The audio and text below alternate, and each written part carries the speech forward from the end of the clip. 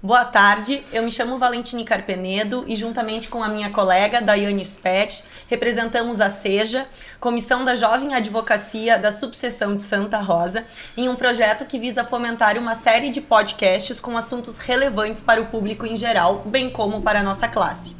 Esse projeto é em parceria com a diretoria da OAB da nossa subseção e ele visa principalmente trazer temas informativos para toda a população. Na data de hoje iniciamos este projeto e o debate será em torno do orgulho LGBTQIA+, celebrado no dia 28 de junho. Então, boa tarde a todos e a todas. Estamos aqui com a doutora Joyce Graciele Nielson, que é doutora em Direito Público pela Unicinos, mestre e graduada em Direito pela Unijuí. Atualmente, ela é professora do programa de pós-graduação do mestrado e doutorado da Unijuí de Ijuí, pesquisadora sobre os temas gênero, feminismo, direitos sexuais e reproduções, segurança pública, políticas de segurança pública e direitos humanos, biopolítica e necropolítica. A doutora Joyce, é um prazer inenarrável recebê-la aqui. Reiterando, é o nosso primeiro podcast, é um trabalho informal.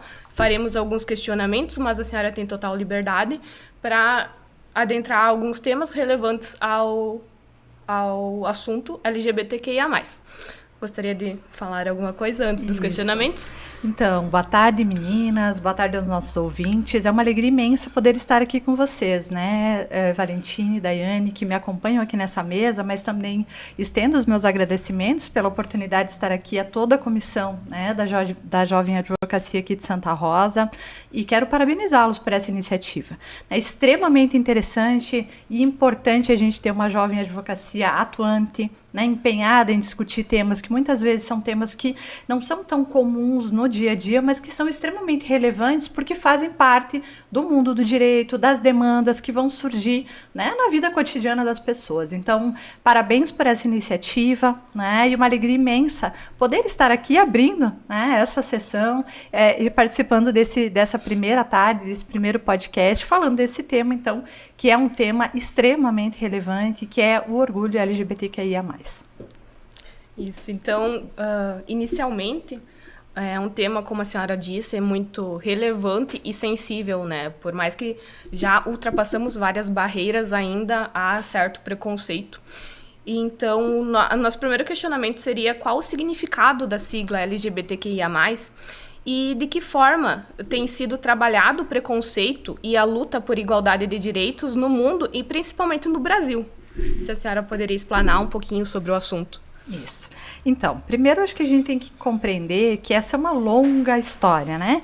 É uma longa luta que vem se desenvolvendo, especialmente no Brasil, no mundo, enfim. Né? Eu diria que eu situaria, né, em meados do século passado, a partir da década de 1950, 1960, a gente tem aí uma evolução, né, nessa luta por reconhecimento do que, né? Quando a gente fala da comunidade LGBTQIA+, a gente está falando não só de uma sopa de letrinhas, né? Porque muitas vezes a gente até brinca, né? Uma sigla que vai ganhando cada vez mais letras, enfim. Mas a gente está falando de vidas de pessoas que vivem, muitas vezes, com padrões, com vivências de sexualidade ou de gênero que não estão dentro do padrão, né, que tradicionalmente era o padrão aceito, né, pela sociedade, que é o padrão heteronormativo, né, a sexualidade heteronormativa, enfim.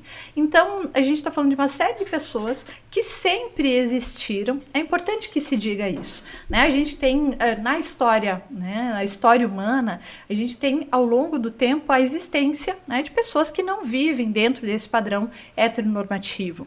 O que acontece? Acontece que muitas vezes o próprio direito, a medicina, né, valores, a moralidade, enfim, eles foram tornando legítimas, né, socialmente, aceitas socialmente, apenas a expressão da sexualidade, né, heterossexual, ou seja, aquela que expressa o desejo, né, pelo gênero, pelo sexo oposto, e a vivência de gênero, de identidade de gênero, aquela que estivesse de acordo, né, com o corpo físico biológico. Então a gente vai ter as identidades de gênero masculino e feminino, né, como as tradicionalmente aceitas a partir do corpo biológico, e a vivência da sexualidade heterossexual com o desejo, né, o amor, enfim, expresso por uma pessoa, né, de sexo oposto ao seu, como os padrões aceitos. E a gente pode, né, quem trabalha com direito sabe, a gente tinha durante muito tempo a criminalização, né, de qualquer pessoa que não vivesse, né, que dentro desses padrões. Na medicina, a gente tinha a medicalização, ou seja, essas pessoas eram consideradas doentes. E do ponto de vista religioso e moral, elas eram consideradas imorais, né, ou pecadoras. Então, apesar de sempre terem existido, né, não havia uma aceitação, uma possibilidade de vivência sem que fosse criminalizado ou, né, enfim, né, vivesse sob o estigma do preconceito. O que acontece? Acontece que a gente tem uma série de lutas por direitos humanos que vem evoluindo, né, e que vão eclodir, né, em meados do século passado, né, a luta feminista pelo reconhecimento dos direitos das mulheres, né, uma série de questões, e dentro delas também, né, a diversidade de gênero. Então as pessoas, elas começam a dizer, olha, mas escuta, né, eu sou um ser humano, portanto eu tenho o direito a ter direitos, né? Eu posso viver e existir, desde que eu não faça mal a outra pessoa, não fira o direito de uma outra pessoa, né? Não tem como a gente pensar a vida em sociedade excluindo determinadas experiências, determinadas vivências e um grupo muito grande de pessoas. Então começa um processo de reivindicação de direitos, não só no Brasil, mas em todo o mundo. E aí a gente começa paulatinamente a ter uma mudança, né? Essa mudança vai passar primeiro pela não criminalização, então deixa de ser crime, né? E daí passa por um limbo, enfim, né, não jurídico, depois passa a ser inclusive reconhecido mais recentemente, agora já vem para o século XXI, né, como direito, por exemplo, com reconhecimento, né, de casamento, adoção, enfim, uma série de questões. E a gente vai indo nessa evolução, né, no reconhecimento de direitos que vem vindo no não reconhecimento mais como uma doença. Então a gente tem, por exemplo, a própria a transexualidade saindo do CID, né, do médico, enfim, como uma doença. A gente tem uma evolução nesse processo e com isso cada vez mais grupos também se identificando, né, e buscando esse reconhecimento, buscando essa identidade. Portanto, a gente tem aí a sigla LGBTQIA+, né, tentando representar essa diversidade de sujeitos que não estão, então, dentro dos padrões hegemônicos, que tradicionalmente foram os únicos aceitos de manifestação, tanto da sua sexualidade, né, quanto da sua identidade de gênero. Perfeito. Doutora, um dos objetivos, então, do podcast é sanar eventuais dúvidas que surgem nos nossos escritórios, né, no nosso dia a dia. Então, tendo em vista essa questão, nós gostaríamos que a senhora esclarecesse como ocorre a retificação de nome e de gênero, e se ela pode ser via judicial, extrajudicial, e qual a documentação que se faz necessária nesse procedimento. Então, esse é um ponto importante, talvez uma das grandes conquistas que se teve nessa caminhada que eu mencionei, né? A gente passa por um longo período de mudanças, né? Enfim, que não era possível, depois passa a ser possível, mas passa a ser possível a mudança e a retificação condicionada à cirurgia de transgenitalização, primeiro, ao processo, né? E não só a cirurgia, porque a cirurgia é fruto de um longo processo anterior, então tem toda uma caminhada nesse sentido. Hoje, como é que o Brasil ele se situa? A partir de decisões, e essa é uma questão que eu gostaria de frisar para vocês. Vocês vão ver que durante toda a nossa conversa a gente vai fazer menção a decisões do STF, a decisões judiciais, né, a regulamentações do CNJ e muito pouco a legislação. Porque é um tema no qual nós estamos, não temos avanço legislativo, né? Então, portanto, os avanços eles vêm sendo feitos na esfera, especialmente judicial, poder judiciário, no STF, que tem, né, propulsionado, enfim, essas mudanças e esses avanços. Nesse caso, nós temos hoje a possibilidade, né, recente, da alteração do prenome, né, de gênero, enfim, de forma extrajudicial. Então, hoje, basta a pessoa maior de idade comparecer comparecer, né, no cartório de registro civil e fazer uma autodeclaração, né? A pessoa autodeclara e pode fazer alteração tanto de gênero quanto do prenome. A documentação que é necessária, até, né, é necessário uma longa lista de documentos. Eu sugeriria aqui também, né, para a gente não ficar fazendo o rol taxativo, digamos assim, vamos falar sobre ele depois, pegando uma analogia com a decisão do STJ. Mas a pessoa pode se encaminhar, né, ou um advogado para que acompanhe, ou diretamente ao cartório, e eles vão passar uma lista, né, de documentos que precisa, porque também depois todos esses documentos precisam ser retificados também, precisam ser alterados, né, mediante esse processo. Hoje não é necessário ter uma justificativa, então uma pessoa pode ir, ela tem que saber que é um direito dela, ela não precisa explicar, basta que ela autodeclare, a partir da sua autodeclaração de gênero, né, a partir da sua vontade, enfim, pode ser feito aí o procedimento, né, de identificação. Hoje não é mais preciso passar antes, né, pelo tratamento hormonal, nem pela cirurgia de transgenitalização. A retificação ela pode ser feita antes, no início desse processo, porque isso também era muito doloroso, né? Havia a necessidade de você passar pelo procedimento, né, e muitas vezes fisicamente já havia mudança, né? Eu atendi, conversei, enfim, trabalhei com alguns grupos e era muito doloroso esse processo, né? A gente já dialogava com mulheres trans que já haviam feito uma mudança física, né, hormonal, já tinha um corpo, né, uma identidade visual, né, como mulher, mas ainda não haviam feito a cirurgia de transgenitalização,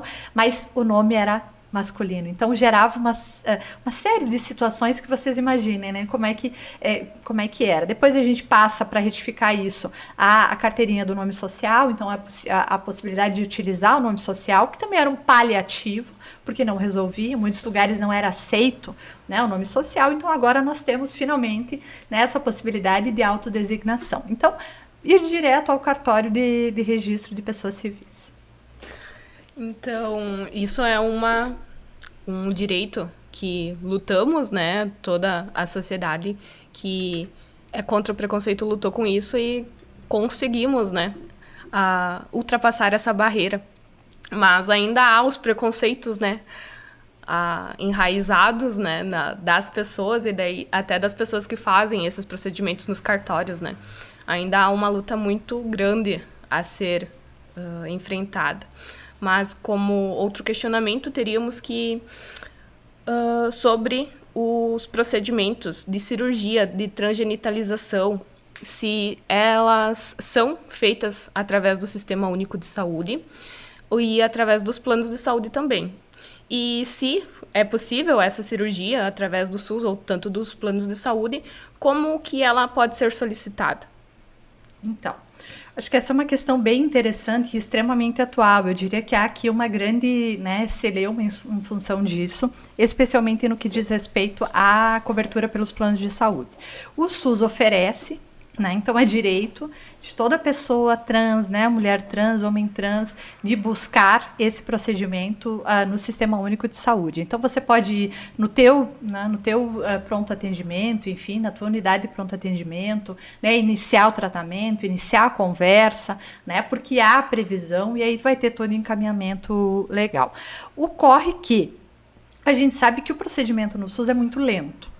Há uma fila de espera muito grande no Brasil, e aí, claro, vai depender de estado para estado, porque também são poucos hospitais, né? Não é todos que estão cadastrados para realizar. Bom, isso é a questão do SUS de um modo geral, né? Que envolve aí todas as outras temáticas. Então, é um procedimento lento, há uma fila de espera muito grande, mas não desistam, né? A questão é, busquem os direitos. Muitas vezes, se há uma demora excessiva, a gente pode buscar a judicialização, né? A gente está falando aqui com colegas advogados, a gente pode buscar, né? Muitas vezes a gente busca medicamentos, então também a judicialização nesse sentido. Então é possível a gente usar as armas judiciais necessárias para conseguir garantir esse direito.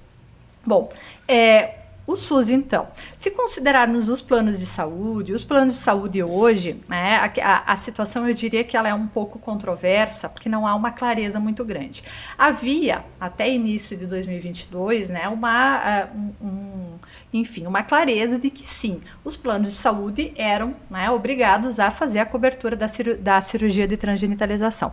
E aqui eu quero lembrar que a cirurgia, né, ela não é só a cirurgia, porque é todo um procedimento, é muito, né, tem toda a questão hormonal, tem mastectomia, né, tanto a demasculinização, quanto, né, de feminização, enfim, há vários procedimentos que vão acompanhar, então é algo, né, complexo. Não é só uma cirurgia, mas é toda uma complexidade em volta nesse processo. Então, havia-se a consideração que os planos de saúde eram obrigados, então, a fazer a cobertura.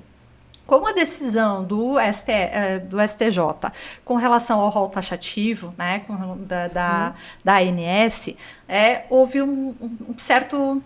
limbo aqui, um desentendimento. Por quê? Como ela não consta, né, especificamente cirurgia de transgenitalização no rol taxativo da ANS, né, os planos de saúde começaram então a negar a cobertura, posto que na sua interpretação não eram obrigados. Bom, aí nós, como bons advogados, né, lutamos e corremos. O que vai acontecer? A gente já vai ter diversas decisões começando aí, porque é recente, né?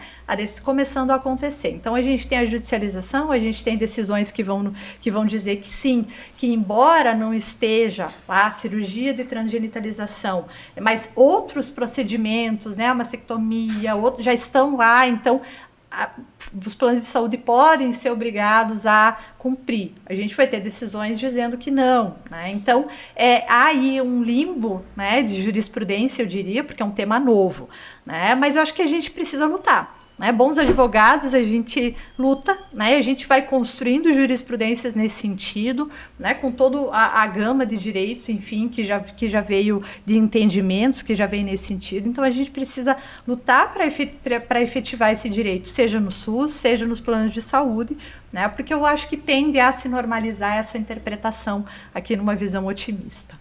Perfeito. A senhora comentou anteriormente, né, que estamos tendo muitos avanços jurisprudenciais quando comparado com os avanços legislativos. E nesse sentido, nós gostaríamos de saber com a senhora sobre a decisão do STF em 2015, onde foi garantido o direito da adoção por pessoas LGBTQIA+. Há algum tipo de limitação? Há critérios ou há ainda uma forma de discriminação em relação a essa decisão? Bom, né? Vamos lá, um tema delicado também, mas um tema extremamente relevante, especialmente se nós pensarmos em um país que tem, né, uma imensidão de crianças e adolescentes à espera de adoção. Né? Então, é um tema extremamente importante para a nossa sociedade, nós imaginarmos que essas crianças estão à espera de famílias, né? E, por outro lado, imaginarmos que nós temos famílias dispostas a cuidar, dispostas a amar, né? E muitas vezes, em vários sentidos, inclusive com famílias heteronormativas, há, né, uma burocratização muito grande desse processo que acaba fazendo com que ele seja lento e até desestimulante. Sei que há diversas ações aí do CNJ, especialmente tentando, né, evoluir nesse sentido. Com relação às famílias, então, LGBTQIA+, novamente uma decisão judicial garante isso. O que a gente vai perceber na prática? Na prática, a gente vai perceber que há um avanço, a gente tem já muitas, né, famílias fazendo processo de adoção, enfim. E há também, né, o preconceito ele se manifesta, especialmente institucionalmente, na forma, eu diria que não de uma recusa expressa, né, mas há sim, né, diversos casos em que a gente vai ver, por exemplo, uma demora excessiva no processo, né, entraves, e ele acaba engavetado e não tem o parecer e não anda, né? A gente vai ter aí uma série de questões institucionais que vão acontecer, sim. É importante a gente colocar, né, não só do ponto de vista do Poder Judiciário, Ministério Público, mas muitas vezes, né, do Conselho Tutelar, enfim, Conselho Tutelar, de assistência social, de pareceres, né, que podem acontecer. Novamente, né, o que eu vou reiterar aqui? Né, falando para bons advogados, né, boas advogadas, bons advogados. É importante que a gente lute nesse sentido, né, que a gente não aceite demoras estranhas, recusas, né, não justificadas, enfim, limitações. A gente vai ter limitações, por exemplo, né, decisões judiciais que vão oferecer limitações. Um casal, né, de dois homens, enfim, né, só pode adotar meninas ou a partir de uma certa idade, não pode adotar meninos, enfim. Que você percebe claramente um viés, né, preconceituoso. Então, é importante que a gente não aceite isso, que a gente busque, né, a efetivação dos direitos, né, tanto daquele casal como da criança. Né? E aí não só casal, porque também a gente tem a possibilidade de adoção por pessoa solo, né? Mãe solo, pai solo, seja, né, trans ou não, enfim, independente de qualquer condição, né, que são dispostas então a constituir vínculos familiares com o seu filho. Então é preciso que a gente faça o procedimento normal, né, de adoção, faça a inscrição, né, todo o procedimento, tem acompanhamento, né, do psicólogo, dos profissionais, enfim, né, e se perceber algum entrave nesse processo que não é o natural, que não é o normal, a gente tem que, né, lutar para a efetivação dos nossos direitos. Perfeito. Dois assuntos muito sensíveis, né? Tanto no tocante ao público LGBTQIA+, como a adoção também, né? Que precisa de uma tutela maior do Estado, a proteção das nossas crianças e adolescentes. Voltando para um outro assunto polêmico, é a violência contra a mulher. Então, a nossa Lei Maria da Penha, ela abrange, é aplicável também ao público de mulheres trans? E qual a importância da aplicabilidade da legislação para o público LGBTQIA+. Então, né, nós já temos uma decisão, uma jurisprudência muito consolidada nesse sentido, né, que permite, sim, a aplicabilidade da Lei Maria da Penha para mulheres trans. Então, é extremamente importante. A gente tinha, né, contumazes negativas nesse sentido, e a jurisprudência ela vai avançando, né? Então, hoje a gente já tem, eu diria que majoritariamente, o reconhecimento desse direito para mulheres trans. E é extremamente importante, né? Porque quando a gente está falando de casais não heteronormativos e muitas vezes com a diversidade sexual, enfim, né, escolhas de orientação sexual, é importante a gente prevalecer que as hierarquias, né, os padrões de gênero e de relacionamentos violentos, eles não são exclusividade de casais heteronormativos, eles estão presentes, infelizmente, né, na grande maioria das relações humanas, a partir aí de uma série de questões que envolvem, né, a cultura, né, outros elementos que a própria constituição do patriarcado, que daria aqui uma outra conversa, né, falando sobre violência contra a mulher. Mas essas mulheres, elas estão sujeitas, sim, à violência, e eu diria que agravadas pela sua condição de mulher, mas também pela sua condição de mulher trans, que muitas vezes são mulheres que são, e nós sabemos essa realidade, vítimas de uma série de preconceitos, né, de uma série de dificuldades a mais. Então, a condição de vulnerabilidade, a Lei Maria da Penha, ela surge, né, para atender um grupo de mulheres que estão na condição de vulnerabilidade. E nós não poderíamos imaginar, né, uma lei que vem atender mulheres em situação de vulnerabilidade, negar o atendimento a mulheres que estão numa condição, eu diria que muitas vezes de maior vulnerabilidade. Então, reconhecer esse direito é fazer justiça, né, é acolher essas mulheres, né, para que elas sejam reconhecidas, para que elas tenham a possibilidade de buscar os seus direitos, né, e serem acolhidas, seja pelo Poder Judiciário, seja pelas redes de enfrentamento à violência que são instituídas nos municípios, enfim, de um modo geral. Então, é importante, né, procure o que vai acontecer para finalizar esse tema. Muitas vezes a gente vai perceber no dia a dia, eu trabalho com redes de enfrentamento à violência, que as mulheres trans, elas acabam não procurando. Mulheres lésbicas acabam não procurando, muito em função da própria vivência do preconceito cotidiano. Então, bom, eu não tenho certeza, será que eu posso? Será que eu vou ser acolhida? Enfim. Então, a mensagem que eu poderia deixar, e também falando aqui com, né, profissionais da área jurídica, é sim, né, orientem a buscar fazer a denúncia, a buscar o auxílio das redes de apoio, buscar, né, tanto o sistema policial, o sistema poder judiciário, porque há a garantia de direito, esse direito tem que ser estendido, né, a todas, todos, todes, enfim. Doutora, nós estamos comentando sobre diversos temas, né, e dúvidas, enfim, que giram em torno do tema. Indo para um outro âmbito, então, da seara criminal, nós sabemos que o CNJ, mediante a Resolução 348 de 2020, procurou estabelecer alguns critérios, né, a serem observados pelo Poder Judiciário, no tocante, então, à vulnerabilidade de pessoas LGBTQIA+, em unidades prisionais. Então, nós gostaríamos de saber se a senhora possui conhecimento se realmente esses critérios estão sendo observados, né, pelo Poder Judiciário, se há uma possibilidade de que pessoas LGBTQIA+, então, quando custodiadas, possam escolher em que ala ficariam, né, se tem essa possibilidade de estabelecer uma forma de segregação, de diferenciação entre qual a ala por gênero, ou como funciona isso na prática? Mais um tema extremamente difícil, né? Como é difícil a gente falar desse tema se a gente imaginar o quanto nós ainda precisamos avançar, né, em sociedade para que a gente, de fato, possa incluir, né, possa garantir direitos sem discriminação.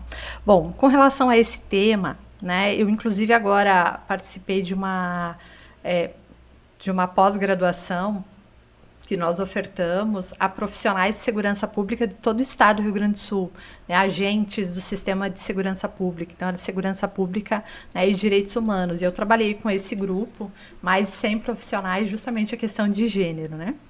E aí eles trouxeram vários relatos, né? E é importante a gente dizer que, em que pese nós que trabalhamos com o direito, né, temos que entender isso.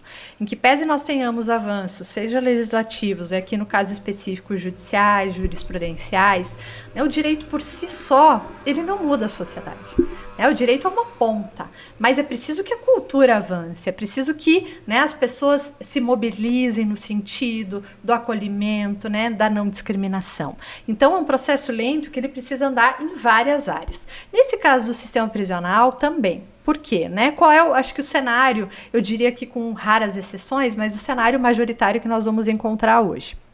Nós vamos encontrar, então, a grande maioria das casas prisionais já superlotadas, né? Já com todas as suas dificuldades aqui que a gente conhece, destinando, então, lugares especiais, separados, para pessoas LGBTQIA+, para pessoas trans. Por quê? Porque é uma grande dificuldade de você colocar, por exemplo, uma mulher trans, né, junto com as mulheres, um homem trans junto com os homens, porque é uma dificuldade, né, de gestão, de não aceitação, né? A gente ouvia relatos muitas vezes de que o namorado que está na ala de prisão masculina, né, não aceita. Então há uma série de dificuldades. A gente sabe que a gestão desse espaço não é um espaço fácil. O que acaba acontecendo? Acaba acontecendo que há um lugar específico, né, para esse público, muitas vezes é o que está sendo feito como medida. Acho que é um paliativo, é um caminhar, mas é preciso evoluir. É preciso evoluir nesse sistema para que a autodefinição de gênero seja reconhecida, né, e seja aceita, porque nós não podemos imaginar que essas pessoas não tenham um lugar na sociedade. Né, em que pese os presídios, os banheiros, né, as escolas, a nossa sociedade, as estruturas da nossa sociedade, elas foram criadas na modernidade daquela forma que eu falei antes, sob a égide, achando normal e natural que as pessoas fossem homem e mulher, né, heteronormativas, a partir daqueles padrões tradicionalmente aceitos, né, e isso gera situações excludentes. Então a gente tem sistemas prisionais que não tem lugar para mulher, né, que tiveram que ir se adequando para as mulheres, que agora começar a pensar, né, para pessoas LGBTQIA+. Então, há aqui uma evolução que a gente precisa caminhar nesse sentido. Mas ela precisa acontecer, eu diria, que do ponto de vista normativo, do ponto de vista institucional, as instituições trabalhando, mas também do ponto de vista cultural. Precisa a gente romper com esse preconceito, né, com essa ideia, né, de que, enfim, né, que as pessoas, elas, né, uma mulher trans, né, é uma mulher buscando aceitação, buscando felicidade, buscando possibilidades de vivência, assim como um homem trans, né, as pessoas estão querendo viver, ser felizes, e desde que a sua vivência não implique, né, em violência, enfim, qualquer coisa com relação a outra pessoa, é direito de todos nós. Todos nós vivemos sob a égide da Constituição, né, dos pactos de direitos humanos, da legislação. Então, a gente não pode imaginar que a gente vai negar a possibilidade de vivência, né, e de existência, porque não é nem só vivência, é existência, né, porque a gente imagina que hoje nós temos uma série de pessoas que existem em um não lugar, né, em um limbo. Não existe lugar para elas na sociedade, né? E será que de fato a gente pode imaginar viver assim? Eu acho que a gente precisa evoluir. No sistema prisional, então, eu acho que há uma evolução, mas é preciso ainda que a gente trabalhe no sentido para garantir, né, que a autodesignação de gênero seja respeitado, mas também reconhecendo que é um processo lento, é um processo difícil, né? Os profissionais que estão lá trabalhando dentro do sistema prisional, né, estão tentando aí dar conta de vários problemas, né? Mas hoje nós já avançamos, né, e temos, então, caminhado nesse sentido e tentado, eu imagino, especialmente aqui no Rio Grande do Sul, que é a realidade que eu conheço, garantir, né, uma efetividade de direitos e de própria segurança, né, dessas pessoas. Perfeito. Sendo um tema muito relevante, né, e sensível, poderíamos dialogar aqui por muitas horas, né, que tem muita coisa a ser dialogada e esclarecida. Mas no tocante à sua fala, o que muito me chama a atenção é o rompimento cultural que devemos ter, né? Não basta só os entendimentos jurisprudenciais, a legislação, enfim, se não há esse rompimento cultural. Porque muitos falam, eu aceito. Tu não precisa aceitar. É a existência da pessoa. Você é uma pessoa e ela é a outra. Respeite isso, né?